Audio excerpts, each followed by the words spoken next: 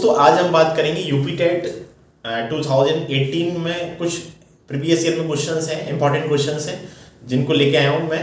ठीक है, यहाँ पे हम बताएंगे आपको किस तरह से क्वेश्चंस को अटेम्प्ट करना पड़ता है। ठीक है, तो चलिए स्टार्ट करते हैं। यहाँ पे फर्स्ट क्वेश्चन जो दे रखा है वो आपका आर्टिकल से रिलेटेड। ठीक है, तो यहाँ पे आपको आर्टिकल का एक क्वेश्चन तो यूपी टेट में आते ही आता है, कंफर्म है ये। ठीक है, हाँ, किस तरह से आपको आर्टिकल लगाना है। और बहुत सारे बच्चों के डाउट्स होते हैं कहाँ पे सर ए का यूज करना है, कहाँ पे एन का यूज करना है। ठीक है, तो आपको इस क्वेश्चन से मैं बताऊंगा, इस क्वेश्चन के थ्रू आप समझ पाओगे किस तरह से आपको यूज करना है। ठीक है, हाँ, तो देखो सेंटेंस दे रखा है, कह रहा है fill in the blanks with the correct article. Yesterday I saw dash European riding on dash elephant.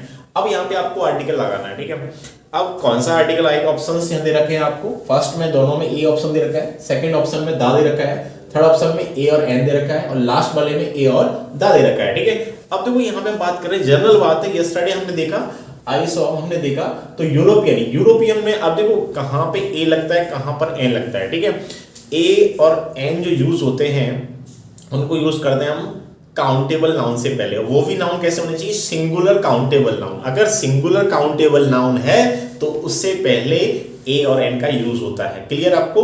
तो हमेशा आपको ये बात हमेशा याद रखनी है कि सिंगुलर काउंटेबल का होना बहुत जरूरी होता है। ठीक है, ए और एन लगाने से पहले सबसे पहले फर्स्ट ऑफ ऑल आपको पार्ट्स ऑफ स्पीच पता होना चाहिए, नाउन होना चाहिए। अगर नाउन नहीं है तो यूज नहीं कर पाओगे आप आर्टिकल का। आर्टिकल का यूज हमेशा नाउन से पहले होता है। नाउन प्रेजेंट है, अगर नाउन से पहले एडजेक्टिव आ रहा है तो आपको एडजेक्टिव से पहले लगाना पड़ेगा। ठीक है, अगर नाउन से पहले एडजेक्टिव आ रहा है और एडवर्ब आ रहा है तो एडवर्ब से पहले आपको आर्टिकल का यूज करना पड़ेगा, ए और एन का यूज। अब यहाँ पे हम बात करते हैं कि साउंड चेक करना है आपको। अगर किसी भी नाउन का आपने प्रोनाउंसिएशन किया और प्रोनाउंसिएशन करने पर अगर उसका starting beginning with vowel sound से होता है, स्टार्टिंग में वॉवल का साउंड आता है प्रोनाउंसिएशन करने पर, तो वहां पर आपको एन यूज करना है। और आपने किसी भी नाउन का प्रोनाउंसिएशन किया और स्टार्टिंग में बिगिनिंग विद कॉन्सोनेंट साउंड, अगर कॉन्सोनेंट का साउंड आ रहा है स्टार्टिंग में, तो वहां पे आपको ए आर्टिकल का यूज करना है। ठीक है, ये बात आपको पता होना चाहिए। अब देखो यूरोपियन में आप आपका प्रोनाउंसिएशन करोगे आप यूरोपियन का, तो हालांकि ये स्टार्ट ई से है लेकिन इसका प्रोनाउंसिएशन किया तो यहाँ पे ये यूरोपियन या का साउंड दे रहा है, और या है ये कॉन्सोनेंट साउंड है, इसकी वजह से यहाँ पे आपको ए का यूज करना पड़ेगा। यहाँ पे आएगा ए। ठीक है, यूरोपियन राइडिंग ऑन एलिफेंट, और एलिफेंट में तो वॉवल का साउंड आ रहा है इसलिए एन का यूज करना है, तो ए और एन। तो फर्स्ट में आएगा ए और सेकंड में आएगा एन। अब देखो ये किस वाले ऑप्शन में दे रखा है, ये सी वाले ऑप्शन दे रखा है, ए और एन। तो answer is the C option. ठीक है, इसका आंसर सी ऑप्शन होगा। क्लियर हुआ आपको? ठीक है, आई होप आपको ये क्वेश्चन समझ में आया होगा। ये क्वेश्चन आपका 2018 में यूपी टेट में पूछा गया है। ठीक है, सेकंड क्वेश्चन पे आते हैं, choose the correct sentence. Second question आपका ट्रांजिटिव और इंट्रांजिटिव वर्ब से है। ठीक है, अब बात आती है कि ट्रांजिटिव वर्ब क्या होती है और इंट्रांजिटिव वर्ब क्या होती है। ठीक है, ट्रांजिटिव को हिंदी में कहते हैं सकर्मक क्रिया और इंट्रांजिटिव वर्ब को हिंदी में बोलते हैं अकर्मक क्रिया। ठीक है, अब कॉन्सेप्ट क्या है? कॉन्सेप्ट ये है कि ट्रांजिटिव जो वर्ब होती हैं उनके साथ में ऑब्जेक्ट आता है, जस्ट बाद में ऑब्जेक्ट आता है, और कभी भी इनके बाद में प्रेपोजिशन का यूज नहीं होता है। ट्रांजिटिव वर्ब हमेशा ऑब्जेक्ट की डिमांड करती है। ठीक है, हमेशा ऑब्जेक्ट होता है ट्रांजिटिव वर्ब के साथ में। और इंट्रांजिटिव वर्ब क्या होती है, उनके साथ में ऑब्जेक्ट नहीं आता, वो ऑब्जेक्ट की डिमांड नहीं करती है।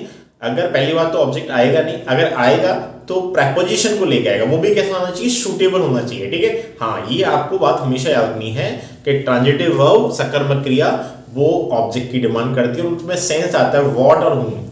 कभी भी आपको इसको शॉर्ट बोलते हैं टीबी को आपको कभी भी आइडेंटिफाई करना है ट्रांजिटिव वर्ब को, तो आपको देखना पड़ेगा व्हाट और हूम।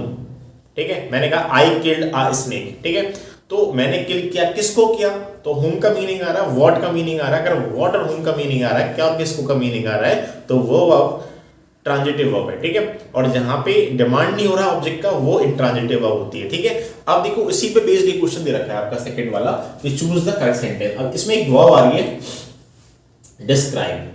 ठीक है, अब देखो यहाँ पे डिस्क्राइब जो वर्ब दे रखी है, ये डिस्क्राइब वर्ब ट्रांजिटिव वर्ब है। ठीक है, हाँ, तो डिस्कस वर्ब होती है, डिस्कस एक वर्ब है, ट्रांजिटिव वर्ब है डिस्कस। ठीक है, हाँ, डिस्क्राइब ये ट्रांजिटिव वर्ब है। ठीक है, ऑर्डर ये ट्रांजिटिव वर्ब है, इन्वेस्टिगेट ये ट्रांजिटिव वर्ब है, ठीक है। अवेट ये ट्रांजिटिव वर्ब है। ये जितनी मैंने वर्ब्स लिखी हैं इनके साथ में कोई प्रेपोजिशन नहीं आएगा, ठीक है।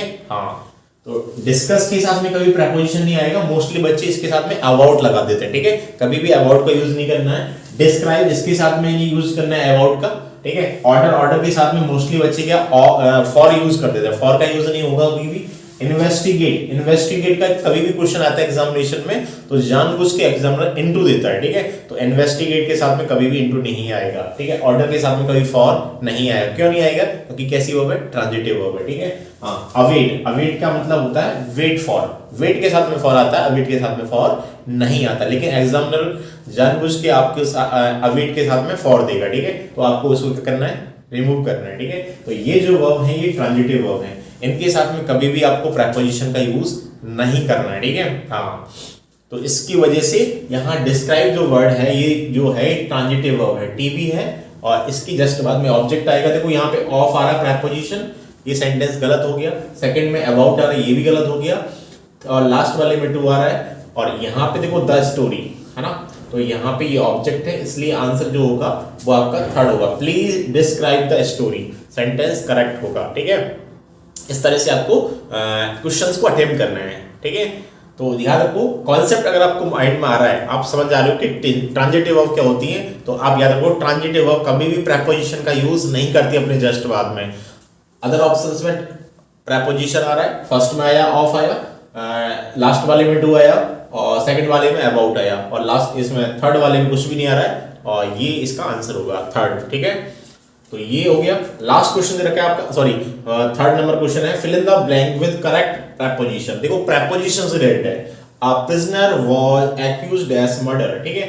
अब प्रिजनर क्या था? एक दोषी था, ठीक है। हाँ, आरोपी था। एक्यूज्ड माने होता है आरोपी, ठीक है। और देखो यहाँ पे ये क्वेश्चन आपका आया फिक्स्ड प्रेपोजिशन से, ठीक है। फिक्स्ड प्रेपोजिशन एग्जामिनेशन में आते ही आते हैं। फिक्स्ड प्रेपोजिशन आपको हमेशा याद होना चाहिए किसके साथ में क्या आता है, फिक्स्ड, ठीक है। जैसे मैंने लिखा एक्यूज्ड, देखो एक्यूज्ड जो वर्ड है इसके साथ में ऑफ आता है, ठीक है। एक्यूज्ड ऑफ, किसी चीज का आरोपी होना, एक्यूज्ड लेता है अपने साथ में ऑफ। देखो एक वर्ड होता है सर्टेन, सर्टेन के साथ भी क्या आता है बेटा? ऑफ, ठीक है। अवेल एक वर्ड होती है अवेल, अवेल के साथ भी क्या आता है? Of. Certain of, accused of, avail of, ठीक है। ये ऑफ लेते हैं। जैसे मैंने लिखा टायर्ड, टायर्ड के साथ भी क्या आता है? ऑफ आता है, ठीक है। हाँ, एफ्रेड, एफ्रेड के साथ भी क्या आता है? ऑफ आता है, ठीक है। ये क्या है? ये फिक्स्ड प्रेपोजिशन है। हाँ, अपने साथ में फिक्स्ड लेते हैं, ठीक है। याद रखना आपको, एफ्रेड का मतलब होता है डरा हुआ, भयभीत, ठीक है। टायर्ड मतलब परेशान। अवेल, अवेल एक वर्ब होती है, ये आपका लाभ पहुंचाना, ठीक है, फायदा उठाना, ये इसका मीनिंग होता है। सर्टेन, सर्टेन के साथ में ऑफ आता है, एक्यूज्ड के साथ में ऑफ आता है। ये फिक्स्ड प्रेपोजिशन है, ये आपको याद करने पड़ेंगे, ठीक है। हाँ, तो यहाँ पे एक्यूज्ड ऑफ होगा और ये आपका ऑप्शन होगा बी। तो यहाँ पे आपको ऑफ को फिल करना है, ठीक है। हाँ, क्लियर हुआ? तो ये क्वेश्चन फिक्स्ड प्रेपोजिशन का था। लास्ट क्वेश्चन जो दे रखा है वो आपका एंटोनिम का है, ठीक है। The antonym of innocent is, innocent word का आपको एंटोनिम बताना है, ठीक है। इनोसेंट पर्सन कैसा होता है? देखो इनोसेंट जो पर्सन है, पहली बात तो ये first of all part of speech में आपका एडजेक्टिव है, ठीक है। एडजेक्टिव है पार्ट ऑफ स्पीच में इनोसेंट। और आपको एक बात याद रखनी है फर्स्ट ऑफ ऑल, कोई भी वर्ड का जब भी सिनोनिम या एंटोनिम का क्वेश्चन आता है तो सबसे पहले पार्ट ऑफ स्पीच आपको पता होना चाहिए, ठीक है। पार्ट ऑफ स्पीच, अगर किसी भी वर्ड का पार्ट ऑफ स्पीच नाउन है तो उसका एंटोनिम या फिर सिनोनिम हमेशा नाउन होता है, सेम पार्ट ऑफ स्पीच होता है। ये कॉन्सेप्ट अगर आपको आता है तो आप दो ऑप्शन को तो एलिमिनेट कर दोगे, ठीक है। हाँ, किसी वर्ड का पार्ट ऑफ स्पीच अगर एडजेक्टिव है तो उसका सिनोनिम या एंटोनिम भी एडजेक्टिव ही होगा। किसी वर्ड का पार्ट ऑफ स्पीच वर्ब है तो उसका सिनोनिम और एंटोनिम वर्ब ही होगा। अगर किसी वर्ड का पार्ट ऑफ स्पीच एडवर्ब है तो उसका सिनोनिम या एंटोनिम एडवर्ब ही होगा। हमेशा same part of speech synonym या एंटोनिम होते हैं, ये बात आपको हमेशा याद रखनी है, ठीक है। हाँ, तो इनोसेंट होता है आपका, आपकी इनोसेंट पर्सन होते हैं, ठीक है। बिल्कुल एकदम सीधे साधे होते हैं, नहीं, निर्दोष है ना, हिंदी में कहते हैं इसको, इनोसेंट को निर्दोष, ठीक है। निर्दोष पर्सन इनोसेंट होता है, ठीक है। हाँ, अब देखो निर्दोष है, इनोसेंट है, अब इसका हमें पार्ट ऑफ वो दिखना है एंटोनिम, ठीक है। फर्स्ट दे रखा है देखो एक्टिव। एक्टिव तो क्या होता है, एक्टिव का मतलब होता है सक्रिय। एक्टिव भी एडजेक्टिव है लेकिन इसका मीनिंग होता है सक्रिय, हाँ कोई एक्टिव है, ठीक है। हाँ, सेकंड ऑप्शन दे रखा है क्लेवर। क्लेवर का मतलब होता है चालाक, ठीक है। हाँ, थर्ड दे रखा है इग्नोरेंट। इग्नोरेंट होता है किसी चीज को इग्नोर करने वाला, इग्नोरेंट है, ठीक है। और लास्ट दे रखा है आपका डी, गिल्टी। गिल्टी आपका होता है दोषी, ठीक है। तो इनोसेंट का आपका एंटोनिम होगा गिल्टी, ठीक है। और गिल्टी माने होता है आपका दोषी, ठीक है। और गिल्टी आपका एडजेक्टिव होता है, हाँ